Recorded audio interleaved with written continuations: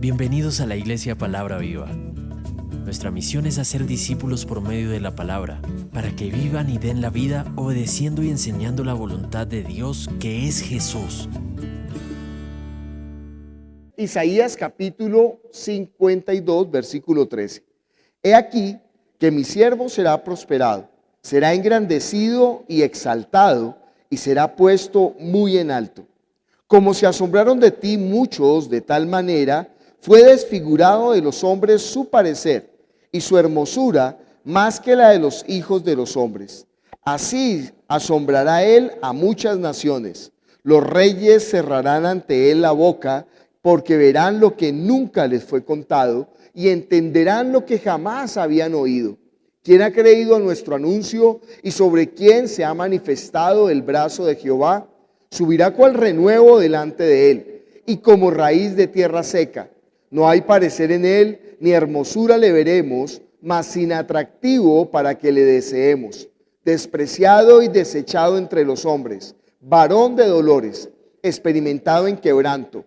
Y como que escondimos de él el rostro, fue menospreciado y no lo estimamos. Ciertamente llevó él nuestras enfermedades y sufrió nuestros dolores, y nosotros le tuvimos por azotado, por herido de Dios y abatido. Mas él herido fue por nuestras rebeliones, molido por nuestros pecados. El castigo de nuestra paz fue sobre él, y por sus llagas fuimos nosotros curados.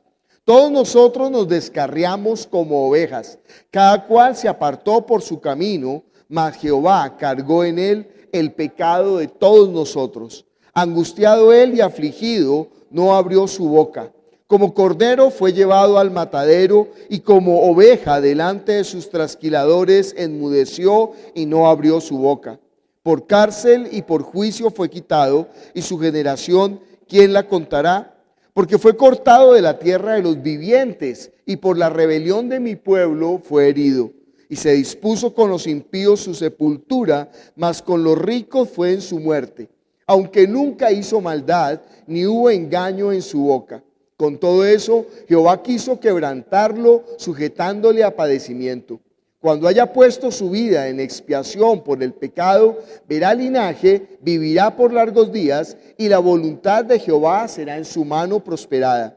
Verá el fruto de la aflicción de su alma, y quedará satisfecho. Por su conocimiento justificará mi siervo justo a muchos, y llevará las iniquidades de ellos. Por tanto, yo les daré parte con los grandes, y con los fuertes repartirá despojos, por cuanto derramó su vida hasta la muerte. Fue contado con los pecadores, habiendo él llevado el pecado de muchos y orado por los transgresores. Vamos a orar pidiendo a Dios que obre con su palabra sobre nuestro espíritu, y que la palabra cumpla el propósito para el cual el Señor la envió. El propósito de la palabra es que podamos conocerlo a Él tal como Él es. Y teniendo ese conocimiento podamos acercarnos confiadamente. Oremos. Padre Celestial, estamos aquí reunidos en tu nombre, anhelando, Señor, todo lo que hay de ti, todo lo que la palabra habla de ti, toda la revelación, toda la manifestación, toda la garantía que entregaste para que nuestra fe no fuera una fe ciega, sino que la fe tuviera el fundamento eterno, Padre Celestial.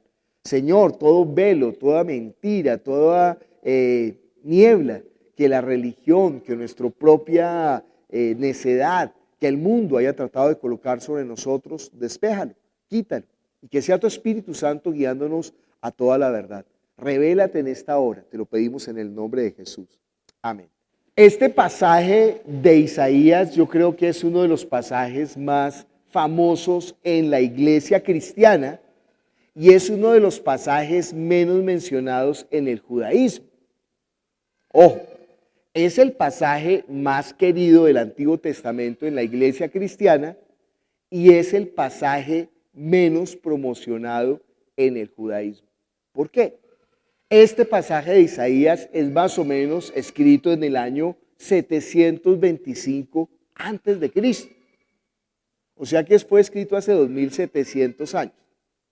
Y imagínense cómo este pasaje está relatando todo el padecimiento de Jesús. Y entonces este pasaje dice detalles al punto. Pero ojo, está diciendo detalles 750 años antes de Cristo. A mí me impactó cuando estaba estudiando teología en la Universidad de San Buenaventura, que un profesor que había hecho doctorado en Alemania en profetas, el profeta Isaías, y fuera de eso este hombre no era católico, él era protestante.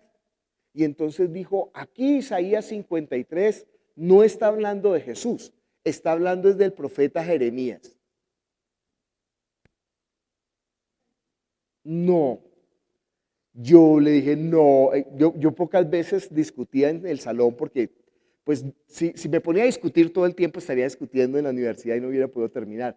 Pero normalmente yo guardaba cuando podía hablar y en este momento no, ya me indigné. Yo le dije, no, no, no, no, no. Usted no puede decir eso, hermano. ¿Cómo que no? Lo dice el teólogo, creo que era Schockel, bueno, no me acuerdo ya quién fue el autor, porque ni siquiera era la idea, él la trataba de presentar como de él novedosa, pero usted sabe, los teólogos quieren hablarles cosas novedosas, no les interesa hablar la palabra. Y entonces yo le dije, mire, profesor, usted puede haber estudiado en Alemania, puede tener un doctorado, pero ¿sabe qué? Usted no puede negar la palabra de Dios. Además, porque este pasaje ya fue resuelto hace más de 2000 años por personas judías que conocen el hebreo, que conocen las costumbres y que vivieron en la época.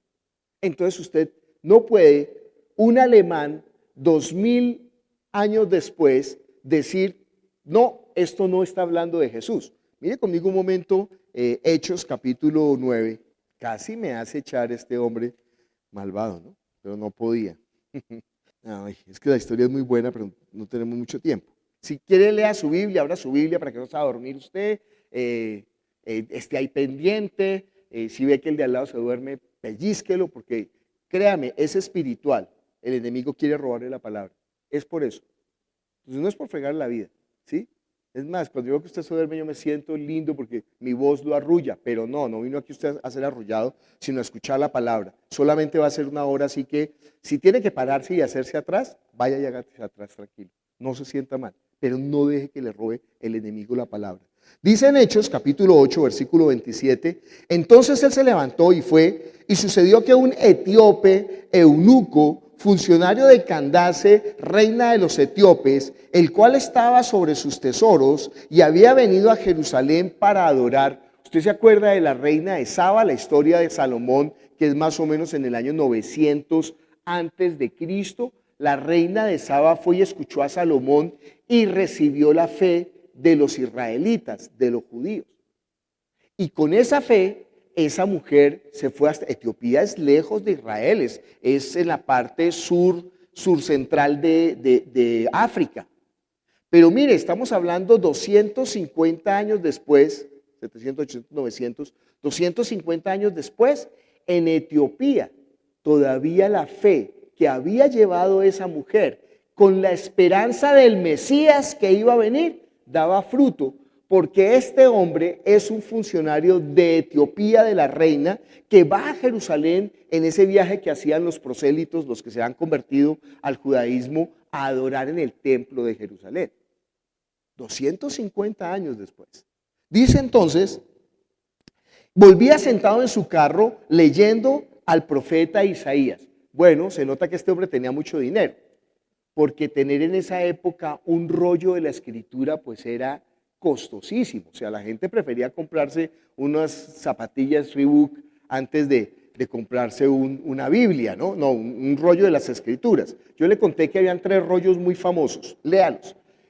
Deuteronomio, Isaías y los Salmos. Eso era lo que un judío que tuviera los recursos tenía en su casa de las escrituras. Y de estos 3 libros fueron los que más copias se encontraron en las cuevas del Qumran, en los rollos del Mar Muerto. Dice, volvía sentado en su carro leyendo al profeta Isaías, y el Espíritu dijo a Felipe, acércate y júntate a ese carro. Usted ha sentido a veces que el Señor pone en su corazón, oiga, predíquele a esta persona. Usted pone a hablar de política, tonto. Bueno, acudiendo Felipe, le oyó que leía al profeta Isaías y le dijo, ¿pero entiendes lo que lees? Y él dijo, ¿cómo podré si alguno no me enseñare? ¿Se da cuenta de la importancia de conocer las escrituras para enseñar? Y rogó a Felipe que subiese y se sentara con él. El pasaje de la escritura que leía era este. Como oveja a la muerte fue llevado, y como cordero mudo delante del que lo trasquila, así no abrió su boca. En su humillación no se le hizo justicia, mas su generación, ¿quién la contará? Porque fue quitada de la tierra su vida. Respondiendo el eunuco dijo a Felipe: te ruego que me digas de quién dice el profeta esto, de sí mismo o de algún otro. Entonces Felipe, abriendo su boca y comenzando desde esta escritura, le anunció el evangelio de Jesús. Yo le dije al profesor: profesor, usted es un pervertido. Y entonces él, por eso me llevó después a la rectoría tratando de que me echaran. Yo le dije: es que usted no entiende qué significa la palabra pervertido. La palabra pervertido viene de perverso, pero que además desvía a la gente. Usted está desviando con lo que está enseñando. Y perdóname, usted puede tener maestría, pero Felipe sabe más que usted con respecto a las Escrituras. Y no solamente Felipe, cuando usted lee el Nuevo Testamento, Jesús habla de Isaías hablando de él. ¿Se acuerdan en Lucas 4 que dice: el Espíritu de Dios, habiendo abierto el libro, halló el lugar donde estaba escrito en Isaías: el Espíritu de Dios está sobre mí porque cuanto me ha ungido? Bueno, lea en la casa Lucas 4. Entonces el profesor, y por primera vez, todos los estudiantes que estaban ahí conmigo, que eran sacerdotes, se pararon y le dijeron: sí, claro que sí, y eso está hablando de Jesús. Bueno, ahí le desbaratamos su tontería. Pero es que hay que ser muy ciego para no ver a Jesús. Por eso le dije que a los judíos no les gusta mucho este pasaje, porque este pasaje narra todo el padecimiento de Jesús. Sí, lo que vamos a aprender hoy acerca de Dios es que Dios es verdad. ¿Qué significa que Él es verdad? Mire conmigo Éxodo capítulo 3. ¿Sabe qué fue lo peor? Que una persona de la iglesia fue y me acusó en la universidad que yo estaba hablando contra el profesor y contra la universidad. Increíble, ¿no? Yo los veo a ustedes que me sonríen, pero también sé que algunos tienen un puñal ahí detrás de la espalda, ¿no? Éxodo capítulo 3, la maldad, nuestro corazón es tan malo. Nuestro corazón de hombre es tan malo. Por eso es que hay que saber que Dios es el que es. Éxodo 3:14. Respondió Dios a Moisés: yo soy el que soy. Y así dirás a los hijos de Israel: yo soy, me envió a vosotros. Además dijo Dios a Moisés: así dirás a los hijos de Israel: Jehová, el Dios de vuestros padres, el Dios de Abraham, el Dios de Isaac, el Dios de Jacob. Está hablando 400 años. Está haciendo un recorrido por la genealogía de Abraham. Me ha enviado a vosotros, este es mi nombre para siempre, con él se me recordará por todos los siglos. ¿Yo soy qué? El que soy. ¿Usted sabe que solamente Dios es el que es? El hombre no. Fíjense, ¿qué tal que usted fuera todo lo que usted piensa? En primer lugar, piense todo lo malo que usted piensa y que no lo llegue a cometer. Porque dentro de usted hay una lucha. ¿Qué es lo que no deja que usted sea tan malo como piensa ser? Pero también usted no es todo lo bueno que le gustaría ser. Porque hay una lucha interna, que hay algo que no lo deja ser todo lo bueno que quisiera ser. Se da cuenta que el hombre no es lo que es. Pero Dios es el mismo ayer y hoy y por los siglos. Y eso lo vimos en Jesucristo, porque uno decía, pues, no, pues Dios allá arriba, no, sí, Él, sí, pues es que Él no sabe lo que padecemos. No, Señor, Él se hizo como uno de nosotros. Y no hay ser humano más ser humano que Jesús. Él es el modelo, Él es el arquetipo, Él es el molde de lo que Dios tiene preparado para que el hombre sea. Por eso, ¿usted sabe que no hay perfiles psicológicos de Jesús? Es una particularidad. Hay perfiles psicológicos de Julio César, hay perfiles psicológicos de Alejandro Magno, pero de Jesús no. ¿Por qué? Porque Él no tiene inconsistencias en lo que Él es. Entonces, ¿cómo atrapan los psicólogos la personalidad de Jesús? Mire un momento conmigo Jeremías capítulo 17. Dios es verdad, Él no es ambiguo, no hay ambigüedad en Él. Dice, bendito el varón que confía en Jehová y cuya confianza es Jehová, porque será como el árbol plantado junto a las aguas, que junto a la corriente echará sus raíces, y no verá cuando viene el calor, sino que su hoja estará verde, y en el año de sequía no se fatigará ni dejará de dar fruto. Engañoso es el corazón más que todas las cosas, y perverso, ¿quién lo conocerá? Yo, Jehová, que escudriño la mente, que prueba el corazón para dar a cada uno según su camino, según el fruto de sus obras. Como la perdiz que cubre lo que no puso, es el que injustamente amontona riquezas en la mitad de sus días, las dejará y en su postrería será insensato. Usted lee hasta el 14. ¿Usted entiende que las personas más peligrosas son las que dicen que son buenos? Porque son engañadores absolutos. Fíjense que los malvados jamás reconocen su maldad. Fíjense que los malvados jamás se arrepienten. Que los malvados siempre tienen una justificación. ¿Por qué? Porque le están haciendo caso al engaño de su corazón. Si usted dice, pastor, pero usted es un malvado, lo primero que yo le digo es, claro que sí, claro que sí. Esa es mi ventaja. ¿Cuál? Que yo me arrodillo ante Él y le digo, Señor, ayúdame en mi iniquidad. Señor, yo no puedo. Señor, si no fuera por ti, hace rato estaría perdido. Padre, ayúdame en mis inconsistencias. Señor, ayúdame a conocerme a mí mismo. ¿Se da cuenta que nosotros ni siquiera nos conocemos a nosotros mismos? Pero nosotros sí lo podemos conocer a Él. ¿Por qué? Porque Él se dio a conocer transparentemente. Él sí se dio a conocer. Los teólogos discuten acerca del Jesús histórico y el Cristo de la fe. Entonces ellos dicen, es que el Cristo de la fe es el que se inventaron los discípulos porque como lo sublimaron, entonces ellos se inventaron un Jesús que no es verdad. Eso lo dicen los teólogos. Jesús no caminó sobre las aguas, sino que ellos lo dijeron para mostrar que Él domina todo el tiempo. Ahí. Claro que Jesús no multiplicó los panes y los peces, sino que eso lo dices para que nosotros nos volvamos generosos y entregamos los 5 panecitos y los 2 peces que tenemos. No, Señor. Eso es una lectura, no sé cómo decirla para no ser grosero.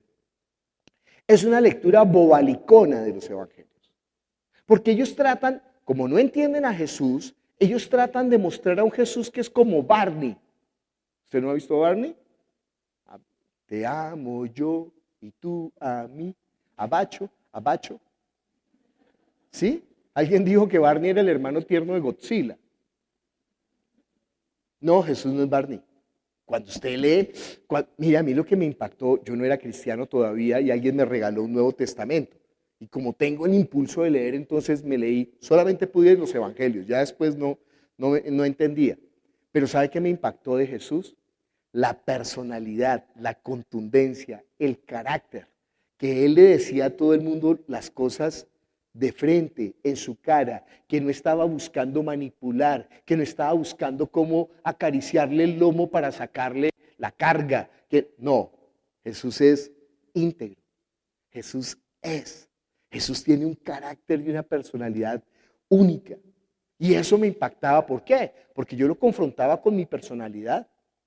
Y yo pensaba, Jesús llegó a caminar sobre las aguas es por esa contundencia del carácter. Yo voy a tratar de tener esa contundencia del carácter. No, a los 2 días había fracasado. A los 2 días me daba cuenta que mi inconsistencia era mayor. Es más, entre más trataba de ser como Él, más me daba cuenta de mi inconsistencia en mi carácter. Pero Jesús no, Jesús es. Por eso no hubo engaño en Él. Volvamos a Isaías capítulo 52. Voy a tratar de correr, mostrándoles cómo esta profecía se cumplió en Jesucristo. Es una profecía impresionante, 725 años. Dice el versículo 13 de Isaías: He aquí, mi siervo será prosperado, será engrandecido y exaltado, y será puesto muy en alto. Imagínese. 20 siglos después, 21 siglos después, nosotros estamos reunidos aquí, no en el nombre de Julio César, no en el nombre de Alejandro Magno, no en el nombre de Gengis Khan. No nombran a Gengis Khan nunca, ¿no? Gengis Khan fue más poderoso que Julio César y que Alejandro Magno. Pero como la historia de Oriente no la quieren contar, nosotros estamos reunidos en el nombre de un campesino sencillo de la ciudad más humilde de todo el territorio, de un pedazo de tierra que había completamente dominado el Imperio Romano. Lo único que tenía la tierra de Israel de mérito para que fuera dominada por el Imperio Romano era porque era un lugar de paso importante. Como Panamá. Panamá es una selva horrorosa, húmeda, inmunda. Pero Estados Unidos se la robó a Colombia porque no ve que ahí está el canal. ¿Entiende por qué era esa importancia geográfica de Jerusalén? Entonces Israel no tenía nada, era un pueblillo ahí. Pero dentro del pueblillo, imagínense, había un lugar que era más todavía insignificante. ¿Cuál? Nazaret. A mí me impacta la historia que nos contó una vez un hombre en un seminario que estábamos, y entonces, claro, su aspecto era un poquillo ahí como maltrecho, y entonces en medio de la actividad que estábamos haciendo, él pidió el micrófono y nos contó, y nos dijo, mire, en la cárcel, creo que era La Picota, en la cárcel de La Picota hay un patio que es el patio donde está la peor escoria social. O sea, a ese patio llevan a los más, usted sabe, ¿no? En la cárcel ahí, VIP con celular, que usted paga 50 millones y le sirve de Uber los funcionarios del IMPEC, ¿no? Pero hay unos patios donde es un horror, o sea, meten a la gente más perversa y pervertida y mala. Y él dijo, y yo era la escoria de la escoria. En ese patio, él era la persona más baja. Nadie lo trataba. Así de terrible era él, así de peligroso era él. Y entonces este hombre, mejor dicho, los malos no cruzaban palabra con él porque le tenían desprecio y miedo. Y él dice, y un día, un hombre, un guardia de la cárcel, se me acercó con un Nuevo Testamento. Y hacía mucho tiempo nadie me abrazaba. Y me abrazó y me dijo, mire, lea esto. Y ese día yo empecé a leer el Nuevo Testamento y mi vida cambió. Yo estaba condenado a muchísimos años y de pronto salí de la cárcel de un momento a otro. Él se congrega hoy en día en la iglesia de Kennedy. Es impresionante ese hombre. Bueno, sépalo. Nazaret era el pueblo de la escoria de la escoria. Dice, pero nosotros estamos viendo aquí en Isaías 53, he aquí mi siervo, la palabra siervo es esclavo, será prosperado, será engrandecido y exaltado y será puesto muy en alto. Un campesino que se crió en Nazaret, no solamente se crió en Nazaret, nació en un lugar todavía más insignificante, en Belén. 2000 años después, nosotros estamos reunidos en su nombre. Él no escribió ningún libro. Él no conquistó ningún territorio. Él no hizo ninguna guerra. Él no, imagínese, murió como el peor de los delincuentes. Y 2000 años después, en su nombre, gente de toda nación, pueblo y raza está doblando la rodilla ante él. Esta profecía no solamente se está cumpliendo aquí en la tierra, sino que se va a cumplir en el cielo. Apocalipsis capítulo 5, versículo 6 en adelante. Dice, miré y vi que en medio del trono y de los 4 seres vivientes y en medio de los ancianos estaba en pie un cordero como inmolado. Usted sabe, ¿no? Un cordero no le causa miedo a nadie. Es que uno le puede tener miedo a una cucaracha. Uno le tiene miedo a una mariposilla, a una polilla de esas negras. A un toro, Pero a un cordero, ¿quién? Un cordero es la cosa más, es más tierno que un perrito de esos de peluche. Pero además este cordero se muestra todavía más indefenso. ¿Por qué?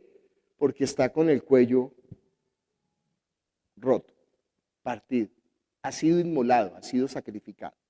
¿Quién le tiene miedo a un cordero inmolado?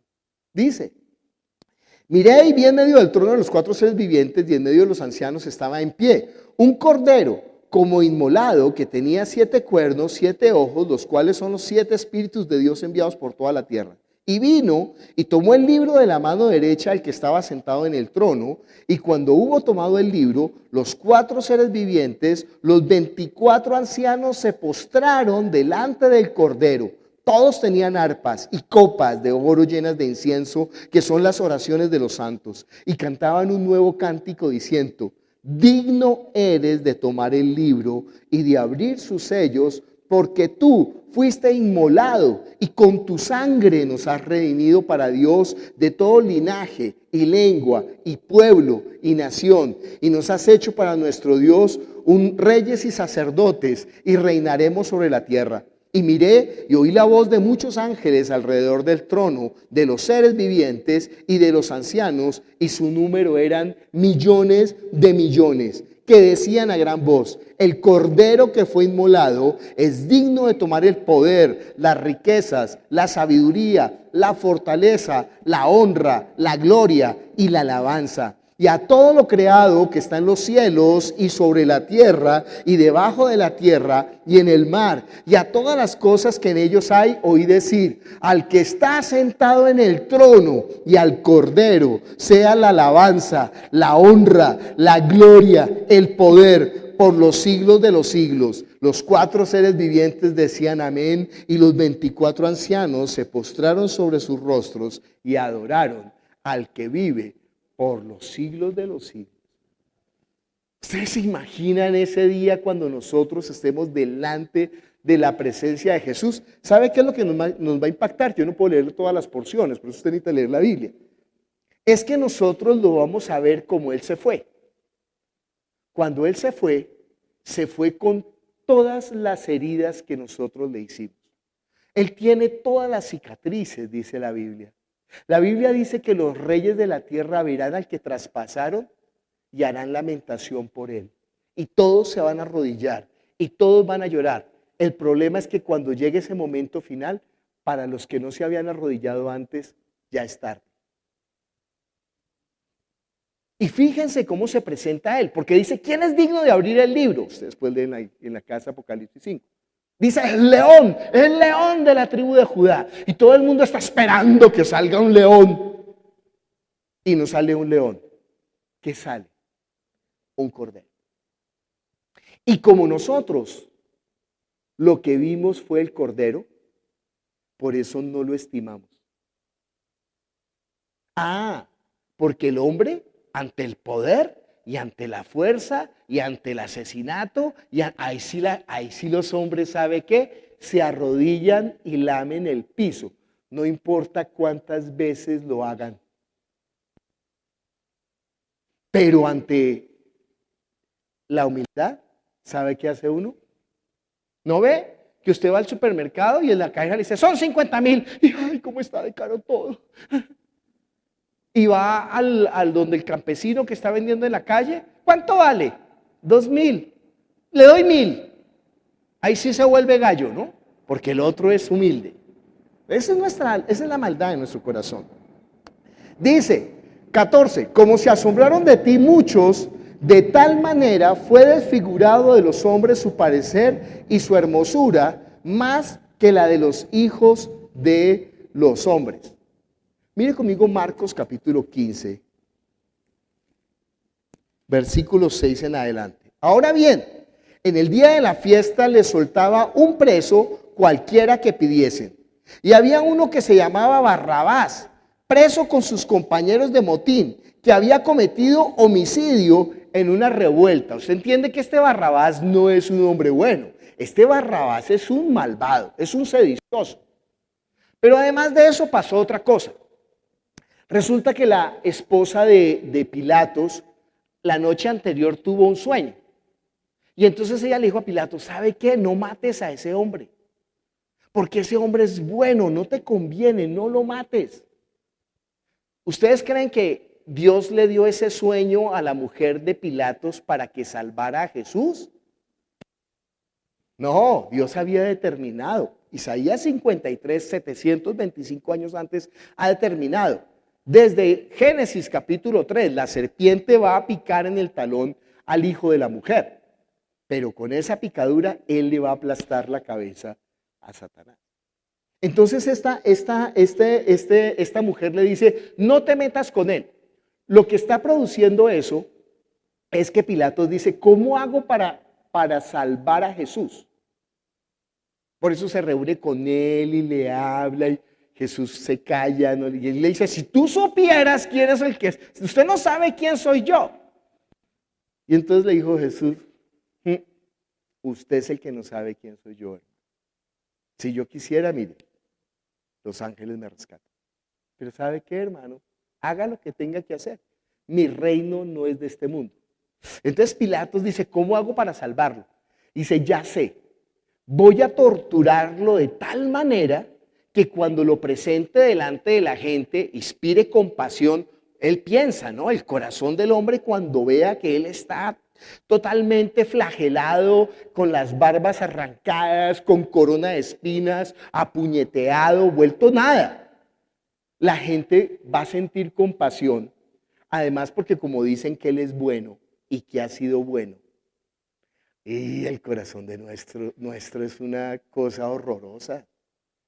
Entonces lo manda a flagelar. De los soldados romanos, mire, los soldados romanos eran una gente, pues eran hombres de guerra, ¿entiende? En la guerra es durísimo. Y además ellos tenían un resentimiento con los judíos porque había una banda de sicarios, se llamaban los celotes, que le pegaban puñaladas a los soldados por la espalda, los mataban y salían corriendo. Entonces ellos sabían que estar en esa región de Palestina era muy peligroso. Ellos no, ¿sí? Tenían resentimiento contra esos que habían invadido. Y entonces estos soldados y este judío campesino está diciendo que él es el rey de los judíos. Dicen, venga rey para acá y le damos de su chocolate. Lo torturaron, lo vejaron, lo escupieron, se burlaron, lo volvieron un rey de burlas. Y entonces en ese estado de piltrafa, Pilatos lo saca al lado de Barrabás. Él dice, ay, si ponemos a un bandido de estos, malvado, asesino, narcotraficante, y ponemos a Jesús al lado, que ha sido bueno y que está herido, pues seguramente que la gente va a decir que soltemos a Jesús. Pero Pilatos, que era tan malo, no conocía el corazón del hombre, que es más malo que el corazón de Pilatos. ¿Sabe qué dijo la gente? Suéltalo a Barrabás y crucifica a Jesús.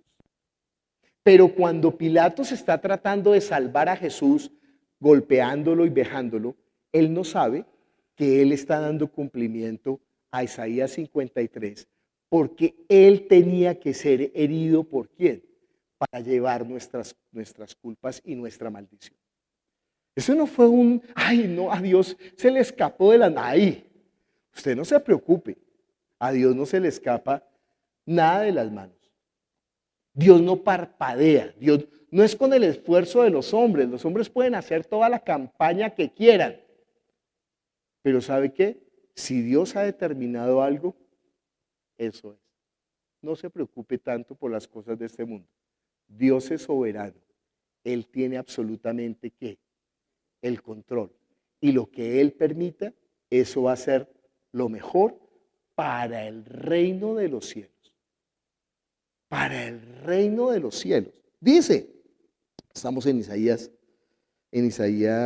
52 todavía. Como que se asombraron de ti muchos, de tal manera fue desfigurado de los hombres su parecer y su hermosura, más que la de los hombres. Así asombrará él a muchas naciones, los reyes cerrarán ante él la boca, porque verán lo que nunca les fue contado y entenderán lo que jamás habían oído. Isaías 52 no está hablando antes de la cruz, Isaías 52 está hablando después de la cruz. Y no está hablando de la primera venida, sino que está hablando de la segunda venida. Mire conmigo Apocalipsis capítulo 19. Entonces vi el cielo abierto, he aquí un caballo blanco y el que lo montaba se llamaba Fiel y Verdadero. Con justicia juzga y pelea. Sus ojos eran como llama de fuego. Había en su cabeza muchas diademas y tenía un nombre escrito que ninguno conocía, sino él mismo. Estaba vestido de una ropa teñida en sangre y su nombre es el Verbo de Dios.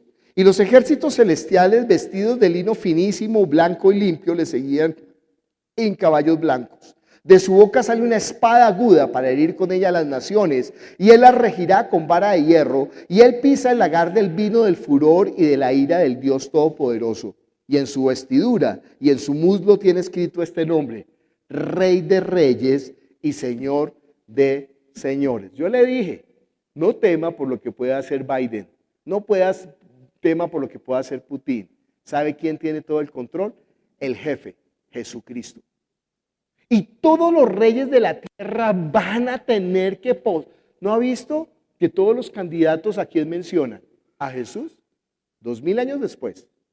No nombran a los filósofos, no nombran a Kant, no nombran a Hegel, no, ¿a quién nombran? ¿A quién nombran? A Jesús. Dice, y vi un ángel que estaba en pie en el sol y clamó a gran voz diciendo: a todas las aves que vuelan en medio del cielo, venid y congregaos a la gran cena de Dios, para que comáis carne de reyes y de capitanes, carne de fuertes, carnes de caballos y sus jinetes, carnes de todos, libres y esclavos, pequeños y grandes. Y vi a la bestia, a los reyes de la tierra y a sus ejércitos reunidos para guerrear contra el que montaba el caballo y contra su ejército. Y la bestia fue apresada, y con ella el falso profeta que había hecho delante de ella las señales con las cuales había engañado a los que recibieron la marca de la bestia y habían adorado su imagen. Estos dos fueron lanzados vivos dentro de un lago de fuego que arde con azufre, y los demás fueron muertos con la espada que salía de la boca del que montaba el caballo, y todas las aves se saciaron de la carne de ellos. Bueno, esto es lenguaje profético. En el Salmo dice, ¿no? Cabalgas en palabra de humildad y de justicia. Esa es la cabalgadura del Señor. Y la espada que sale de su boca es la palabra de Dios, que va a juzgar a toda la gente que no quiso creer a pesar de la evidencia y del amor que Él manifestó. No, lo que Jesús está diciendo no es guerra y muerte. Lo que Jesús está diciendo es vida, amor, paz. Y la gente lo rechaza.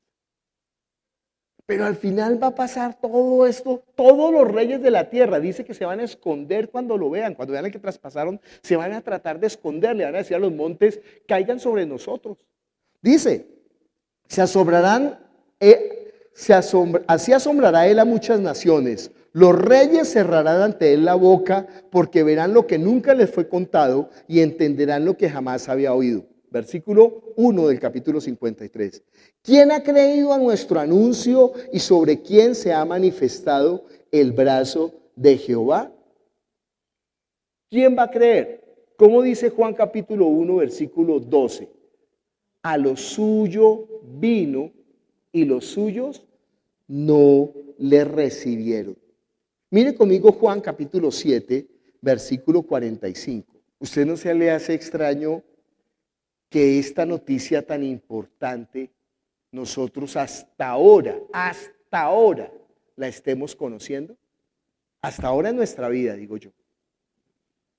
Y fíjese, todas las navidades en nuestras casas, por lo menos en Colombia, dulce Jesús mío, mi niño adorado, ven a nuestras almas, ven, no tardes tanto. Pero jamás lo habíamos entendido. Jamás lo habíamos buscado, no nos interesa, leemos todos los libros, vemos todos los noticieros, estamos pendientes de cómo fue el fraude, de eso estamos pendientes.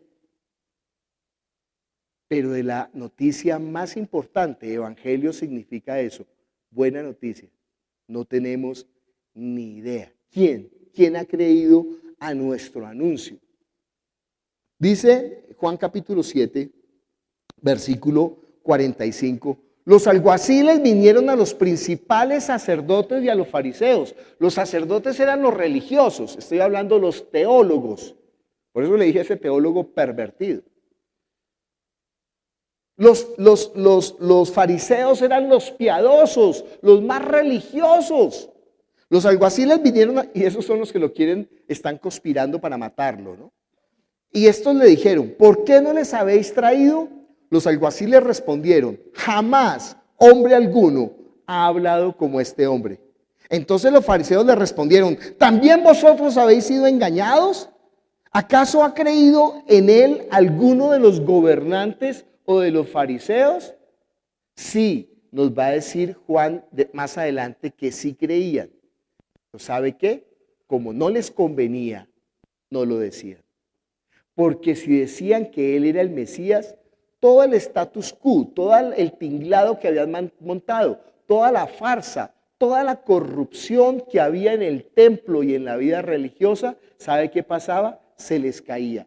Ellos preferían que muriera él que la corrupción terminara en el pueblo de Israel. Ese es el asunto que están manejando ellos. Dice, ¿acaso ha creído en él alguno de los gobernantes o de los fariseos? Lea Juan en la casa y verá que yo no le estoy hablando mentiras. Dice que ellos creían, o leo el versículo, que ellos creían pero en secreto, no lo decían porque qué pena. ¿No ve que esa es nuestra falta de carácter? Que ni siquiera somos capaces de sostener lo que nosotros creemos y estamos convencidos. Porque queremos es caerle bien a todo el mundo. Yo no le voy a decir esto a mi hermana porque ella se pone brava y entonces, no, mejor que sigamos siendo amigos. Mejor que eso no, ay, tan político y tan malvado. Dice, ¿acaso han creído en alguno de los gobernantes o de los fariseos? Mas esta gente que no sabe la ley, maldita es. Le dijo Nicodemo, el que vino a él de noche, el cual era uno de ellos. ¿Juzga acaso nuestra ley a un hombre si primero no le oye y sabe lo que ha hecho? Respondiendo le dijeron, ¿eres tú también Galileo? Se da cuenta que Galilea era la peor región. Escudriña y ve que en Galilea nunca se ha levantado profeta. A los suyos vino y los suyos ¿qué? No le recibieron. O como lo dice Isaías, ¿quién ha creído a nuestro anuncio? ¿Y sobre quién se ha manifestado el brazo de Jehová? Ellos esperaban a un guerrero poderoso y aparece ¿qué? Un carpintero humilde en Nazaret. ¿Cómo es Dios? ¿Por qué hace Dios eso? Para probar el corazón del hombre, para mostrarle al hombre lo que hay en su corazón. Subirá cual renuevo delante de él y como raíz, la palabra renuevo es Nazarén, por eso se cría en Nazaret. Subirá cual renuevo delante de él. La palabra decía, ¿se acuerdan de la raíz de David y el renuevo de Isaí? Esa era la promesa, por eso él es el descendiente de David. Subirá cual renuevo delante de él y como raíz de tierra seca, no hay parecer en él, ni hermosura le veremos, mas inatractivo para que le deseemos. Lo siento, los cuadros que usted tiene de Jesús en su casa son una farsa. Porque no ve que los cuadros están hechos con los modelos de la Edad Media, donde colocaban a Jesús lindo, lindo, lindo. Porque no ve cómo es el hombre. Porque el hombre se deja convencer es por lo externo, por la mentira, por el maquillaje. Y no mira lo sustancial, lo importante, lo vital. Por eso a Jesús lo ponen lindo y a la Virgen María la ponen linda y a los angelitos los ponen lindos. No necesitan filtro de Facebook. Despreciado y desechado entre los hombres, varón de dolores, experimentado en quebrantos, como que escondimos el rostro de él, fue menospreciado y no lo estimamos. Mire conmigo Marcos capítulo 14. Ojo, 725 años. Y es todo lo que está pasando el Señor Jesús en su vida pública. Es una maravilla. Pero aún así, con todas estas profecías, nosotros ¿qué? No creemos. ¿Se da cuenta cómo es el corazón del hombre? Eso no es un problema de solamente de nosotros los colombianos, o de los latinoamericanos, o de los americanos, o de los europeos, o de los asiáticos, o de los rusos. Es el problema de la humanidad. Le encanta ser engañada. Dice Marcos capítulo 14, versículo 32. Vinieron pues a un lugar que se llamaba Getsemaní y dijo a sus discípulos, si es ese, 32 al 36. Sí, sentaos aquí entre tanto que yo oro. Y tomó consigo a Pedro y a Jacobo y a Juan y comenzó a entristecerse y ¿qué? Y a angustiarse. Y dijo, mi alma está muy triste hasta la muerte. Quedad aquí y velad.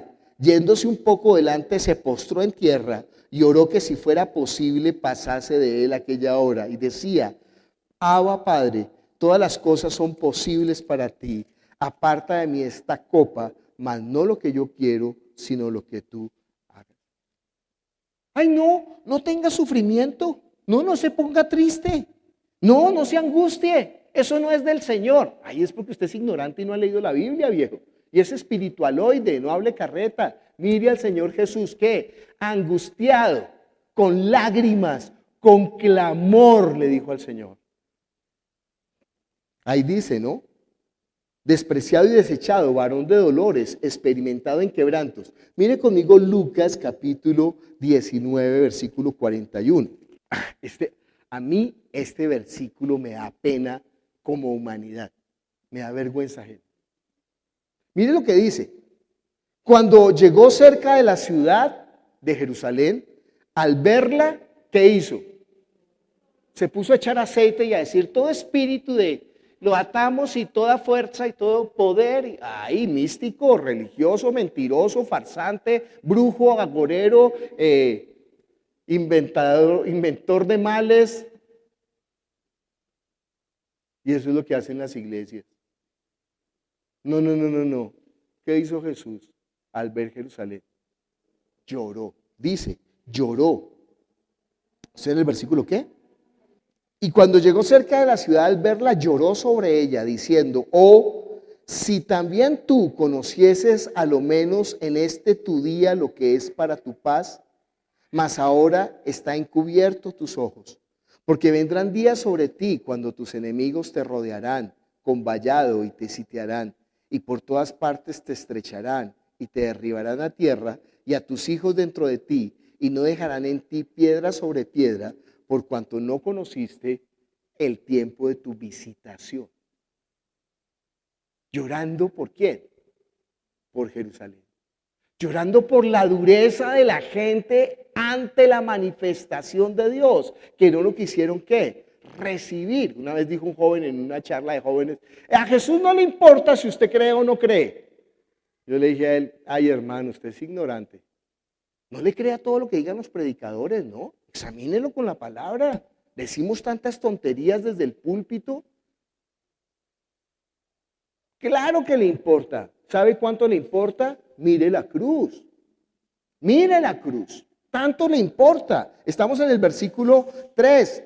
Despreciado y desechado entre los hombres, varón de dolores, experimentado en quebranto, como que escondimos de él el rostro, fue menospreciado y no lo estimamos. Mire conmigo Juan capítulo 16, versículo 32. Jesús le respondió, bueno, es el 31, ¿ahora creéis? He aquí, la hora viene y ha venido ya, en que seréis esparcidos cada uno por su lado y me dejaréis solo, mas no estoy solo porque el Padre está conmigo. Estas cosas os he hablado para que en mí tengáis paz. En el mundo tendréis aflicción, pero confiad, yo he vencido al mundo. Le está hablando a los discípulos. Y entonces dice, ay Señor, ahora sí entendemos todo, estamos contigo. Pedro le había dicho, Señor, aunque todos te dejaren, yo estaré contigo, yo daré mi vida por ti. Ay, Pedro. Pero ¿saben qué? No me preocupa. ¿Por qué? Porque yo nunca he estado solo. El Padre está conmigo. Mire conmigo Lucas capítulo 22, versículo 54 en adelante. Estamos leyendo el versículo, ¿no? Despreciado y desechado entre los hombres, varón de dolores, experimentado en quebranto, como que escondimos de él el rostro, fue menospreciado. Mire, si un enemigo le pega a uno un azote, o le pega en la cara, o le arranca las barbas, pues uno dice, pues es que es mi enemigo. ¿Sabe cuándo duele? Cuando es un amigo, cuando es una persona de confianza. Y cuando esa persona de confianza quiebra el corazón de uno, ¿cómo duele? Y aún así, toca seguir abriéndole la puerta. Porque Él nos mandó, ay, su merced, no se preocupe, tenga. ¿No quiere aprender? ¿No ve que Él nos mandó a pagar al mal con bien? No, Él no lo está diciendo, voy a decirle palabras bonitas, nosotros siempre hablamos palabras bonitas. No, Él no habla palabras bonitas, Él hace la verdad. Por eso le digo, nosotros no somos todo lo que pensamos, ni en lo malo ni en lo bueno, pero Él sí es todo lo que Él dice, porque Él es verdad, no hay engaño en su boca, no hay falsedad, no hay doble intención, no está buscando cómo sacarle, cómo manipular. Dice ahí en Lucas 22, 54, y prendiéndole le llevaron y le condujeron a casa del sumo sacerdote, y Pedro le seguía, ¿cómo? De lejos.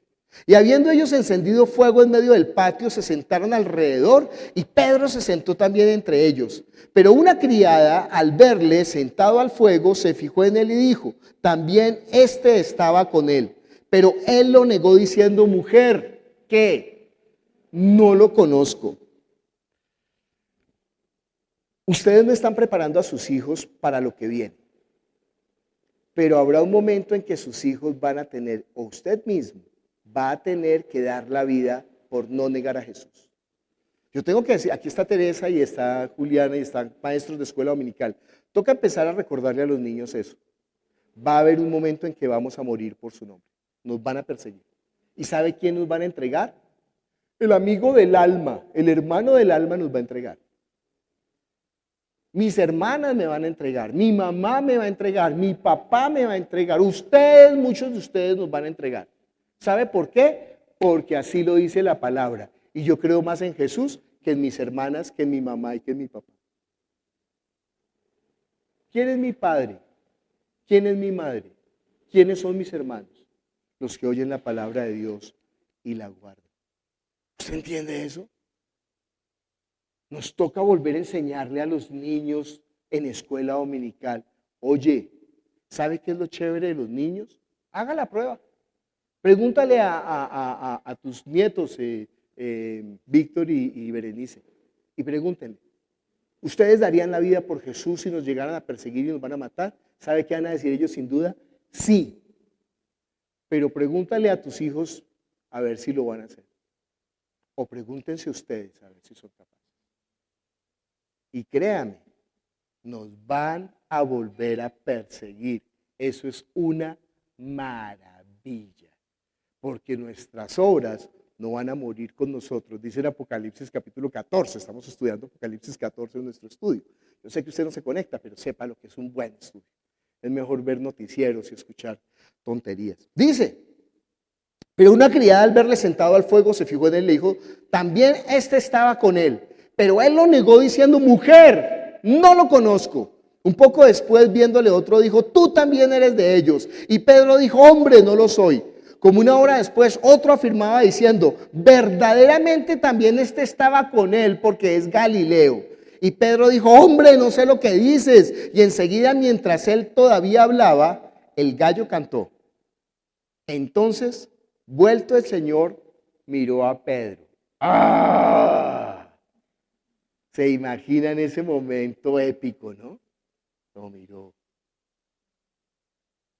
No lo miró diciéndole, te lo dije. No. Lo miró diciéndole, te lo dije. Pero tranquilo. Después lo va a levantar. Cuando veamos lo del Espíritu Santo, vamos a ver. Esperen la prédica de Juan. cuando empezamos a ver el Espíritu Santo. Pedro dijo, hombre, no sé. Entonces vuelto el Señor vino a Pedro y Pedro se acordó de estas palabras del Señor que le había dicho, antes de que el gallo cante me negarás 3 veces. Y Pedro saliendo fuera lloró amargamente. Pero el Señor, ¿qué? Yo nunca he estado solo, ustedes me van a dejar solo. Pero ¿sabe qué?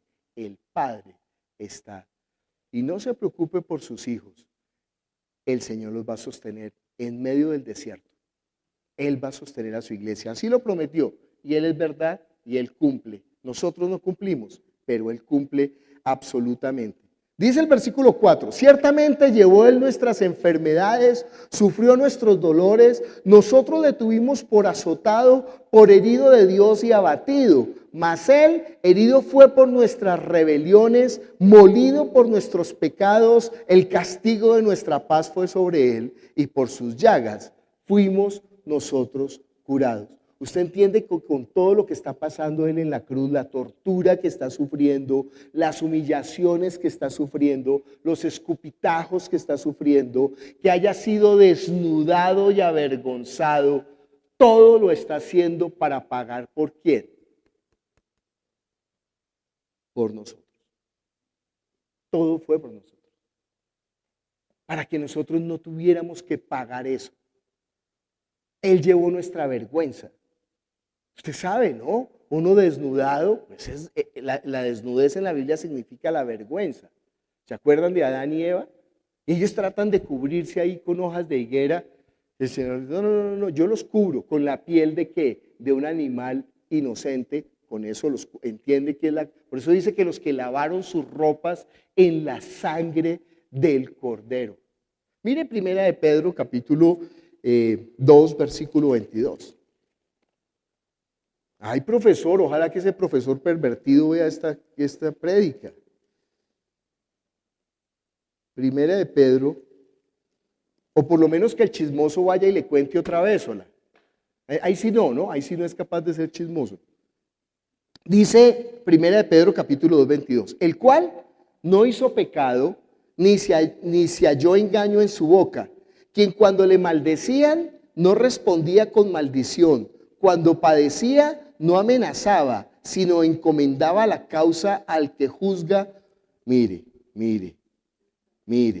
al que juzga justamente, quien llevó él mismo nuestros pecados en su cuerpo sobre el madero, para que nosotros, estando muertos a los pecados, vivamos a la justicia, por cuya herida fuisteis sanados, porque vosotros erais como ovejas descarriadas, pero ahora habéis vuelto al pastor y obispo de vuestras almas. No me diga que Pedro no aprendió la lección. Eso lo está escribiendo Pedro. Entendió. Eso es lo que está diciendo Isaías 53. Oiga, escuche. Oiga, ponga atención, entienda, hermano. Entienda esta contundencia 725 años antes para que su fe sea ciertísima. Dice, todos nosotros nos descarriamos, estoy en Isaías 53, 6. Todos nosotros nos descarriamos como ovejas, cada cual se apartó por su camino, mas Jehová cargó en él el pecado de todos nosotros. Angustiado él y afligido, no abrió su boca. Como cordero fue llevado al matadero, y como oveja delante de sus trasquiladores enmudeció y no abrió su boca. Por cárcel y por juicio fue quitado, y su generación, ¿quién la contará? Porque fue cortado de la tierra de los vivientes, y por la rebelión de mi pueblo fue herido. Mire conmigo Colosenses capítulo 2, versículo 12. Sepultados con él en el bautismo, en el cual fuisteis también resucitados con él mediante la fe en el poder de Dios que le levantó de los muertos. Y a vosotros, estando muertos en pecados y en la incircuncisión de vuestra carne, os dio vida juntamente con él, perdonándoos ¿qué? Todos los pecados. Cuando estábamos muertos en nuestros pecados, él nos dio vida. Cuando no lo merecíamos, él nos perdonó. Cuando no lo estábamos buscando, él nos halló. Me dejé hallar de un pueblo que no me buscaba.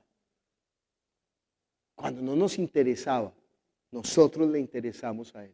Dice, anulando el acta de los decretos que había. ¿Alguien tiene una versión actual? por aquí. Dale, yo léelo con el micrófono el versículo 14. Él anuló el acta con los cargos que había contra nosotros y la eliminó clavándola en la cruz.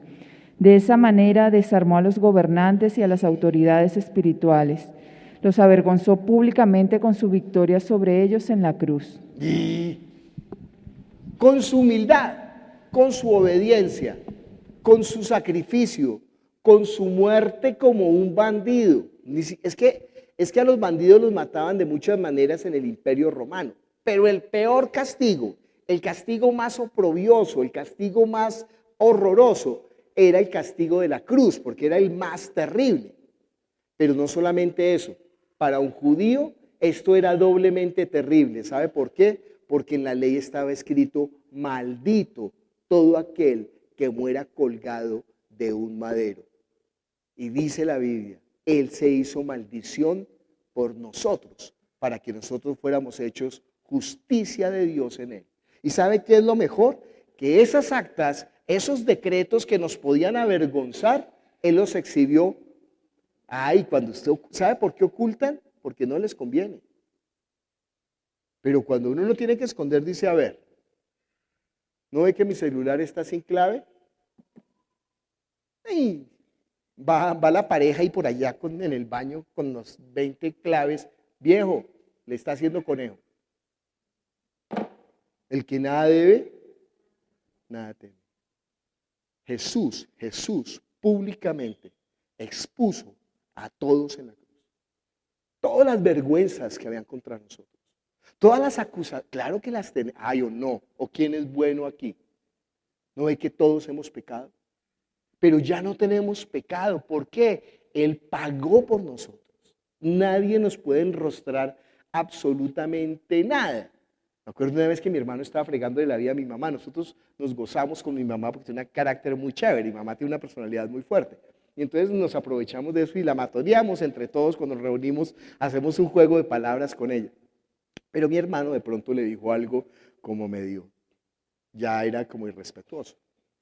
Dijo: es que tú una vez, y mi mamá con su cara lavada dijo: por eso me bauticé.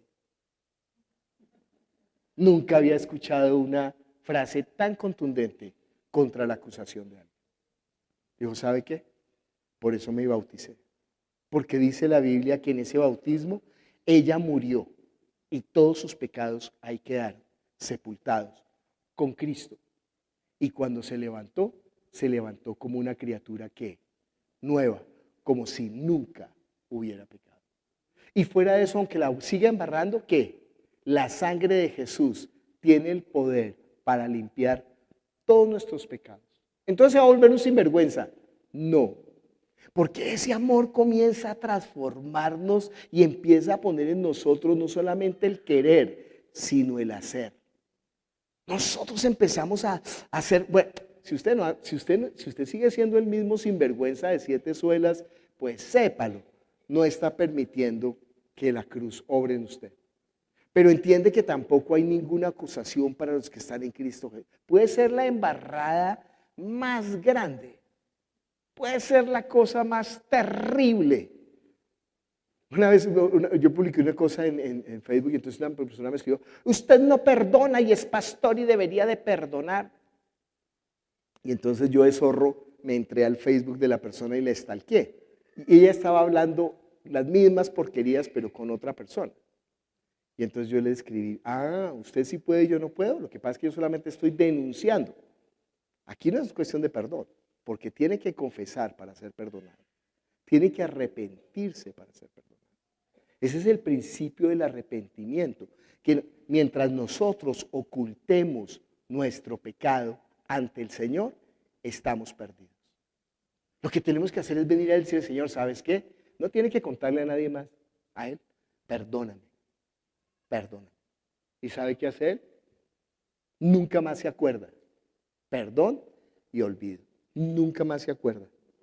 Dice: a vosotros, estando muertos en vuestros pecados y en la incircuncisión de vuestra carne, os dio vida juntamente con Él, perdonándoos todos los pecados, anulando el acta de los decretos que había contra nosotros, que nos era contraria, quitándola de en medio y clavándola en la cruz. Y despojando a los principados, ¿sabe quién es el que acusa, no? Y a las potestades los exhibió públicamente, triunfando sobre ellos en la cruz. Por tanto, nadie os juzgue en comida o en bebida, en cuanto a días de fiesta, luna nueva o días de reposo, todo lo cual es sombra de lo que haya de venir, pero el cuerpo es de Cristo. Dice después, ya leí que todos nosotros descarriamos como ovejas. Angustiado y afligido no abrió su boca, como cordero fue llevado al matadero, como oveja delante de sus trasquiladores enmudeció y no abrió su boca. Por cárcel y por juicio fue quitado, y su generación, ¿quién la contará? Porque fue cortado de la tierra de los vivientes, y por la rebelión de mi pueblo fue herido. Pilatos le preguntó, respóndame. Y él dijo, no.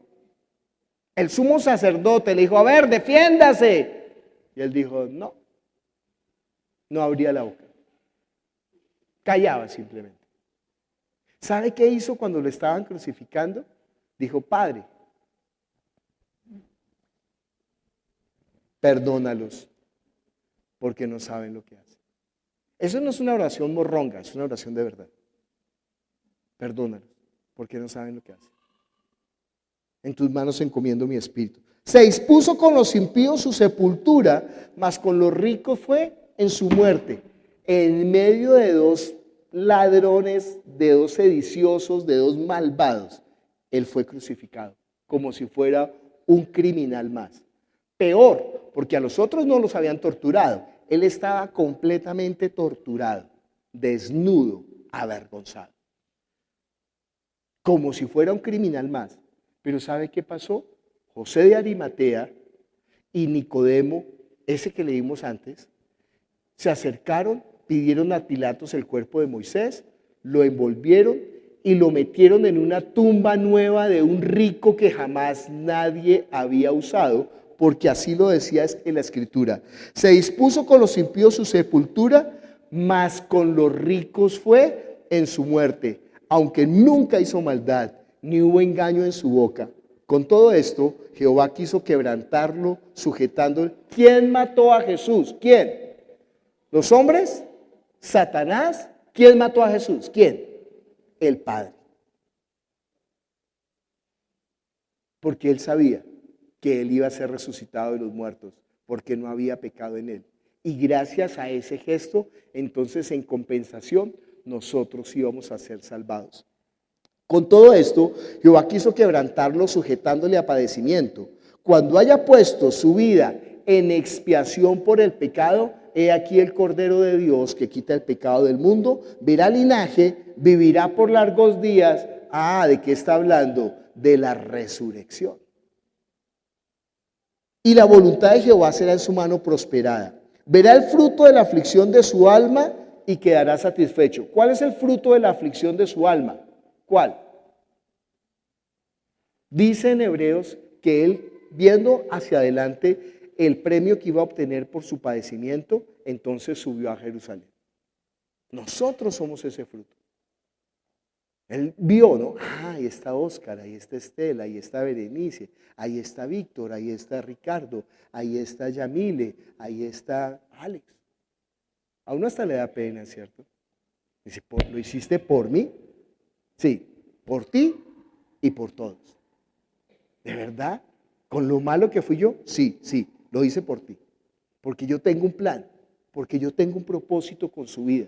Porque lo que el enemigo no dejó que se hiciera con su vida, yo lo voy a hacer. Cosa que ojo no vio, ni oído escuchó, es lo que Dios tiene reservados para quienes, para los que les ama. Y usted entiende que aún después de haber creído, el enemigo todavía sigue horadando su vida, dañándole para que no se cumpla el propósito que Dios tiene contra usted.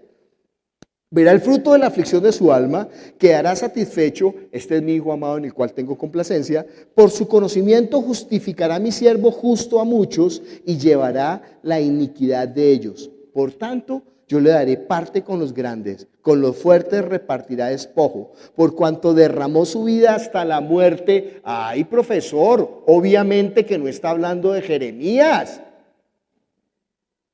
Uno puede ser bruto, pero no puede ser imbécil. Uno puede ser ignorante, pero no puede ser malvado.